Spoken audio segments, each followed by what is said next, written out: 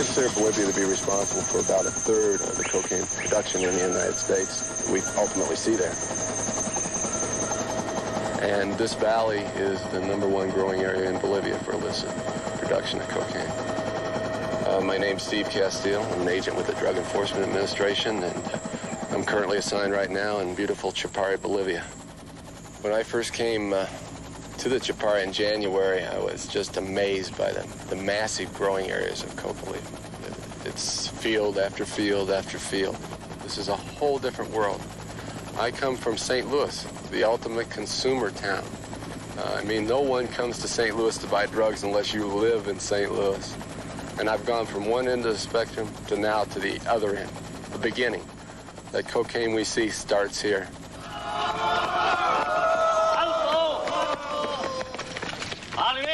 And so does the U.S. government's latest effort to stop Bolivia's cocaine traffickers. What time should we try a combo check from up there? I told them around noon. At this jungle camp, a team of agents from the DEA is leading an elite Bolivian paramilitary force in the drug war.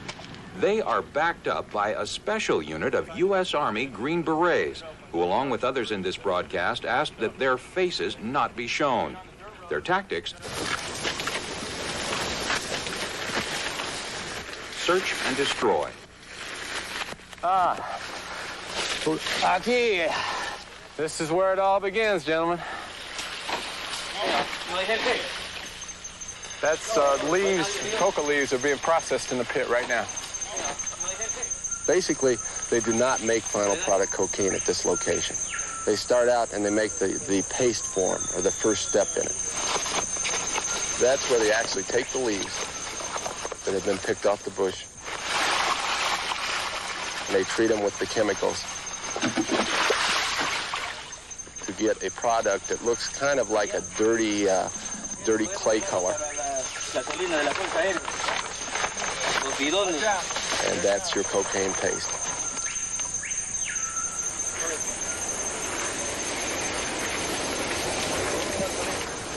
We're not going to be able to totally get people away from growing in certain areas of Bolivia, but this is one area where I think we can stop them.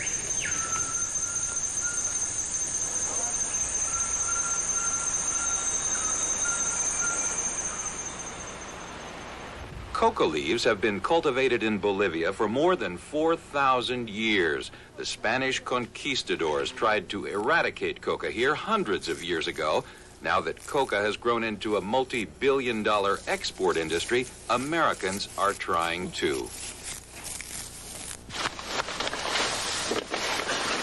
What we're trying to do is make the cost of producing not sufficient to make it worth their time.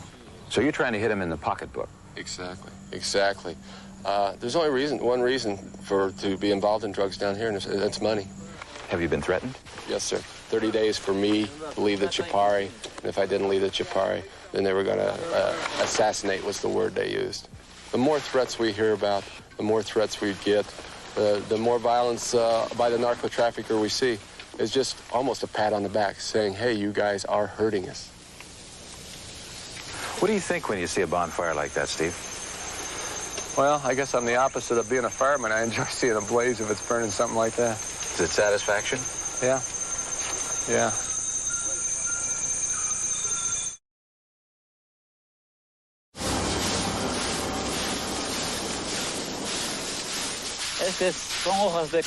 These are coca leaves that we are turning over and drying, so later we can sell them. It's legal to grow coca leaves in Bolivia as long as they are chewed and not processed into cocaine. These plants last a long time. They don't need a lot of work to be cultivated, and we can pick the leaves 4 times a year. That means it's a continuous harvest. The U.S. Drug Enforcement Administration is trying to stop that endless harvest by offering to help farmers grow substitute crops. But the farmers complain they never see the money. We hate each other, the police and the farmers. They should persecute the drug traffickers, not us. If they take away the source of our livelihood, what would happen to us? It could lead to a revolution. The problem is that 80% of Bolivia's legally grown coca leaves are illegally processed. When night falls, they start down the cocaine trail. We followed to a secret, illegal laboratory. Claro, siempre hay que pisar duro y después ya. Before the real work begins, the laborers, or pisadores, fortify themselves by chewing coca leaves. Many also smoke, a form of unrefined crack that causes brain damage.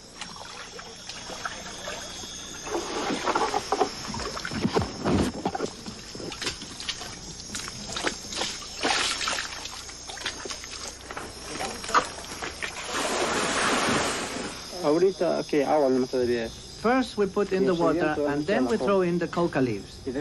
After that, we begin stamping the leaves.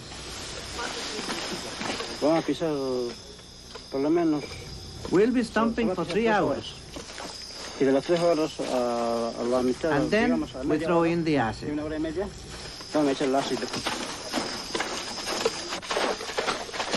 It's just after midnight. We're deep in the Bolivian jungle, and this is a clandestine, very primitive cocaine laboratory.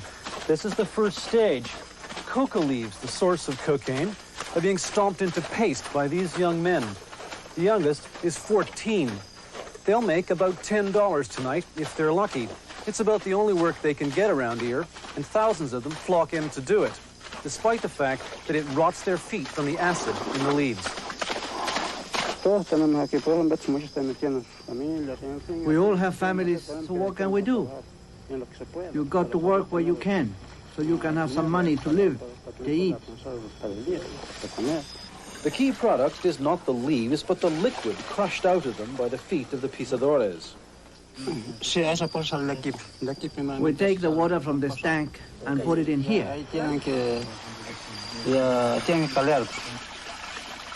Then we stir it with lime. And when it's all ready, we mix in the kerosene.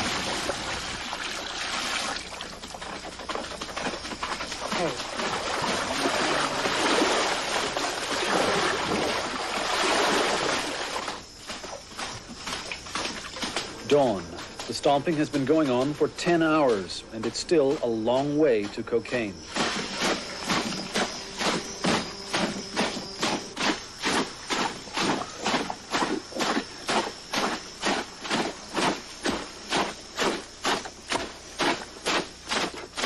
Are you afraid when you're working that the police or the army might come and arrest you because what you're doing is not legal? Who wouldn't be afraid? They can come at any moment and catch us, then hit and beat us, and take us to jail.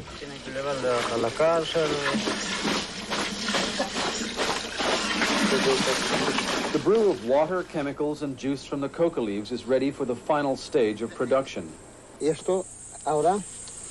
Esto hay que hacer esto aquí. We throw in the sodium bicarbonate into the brew.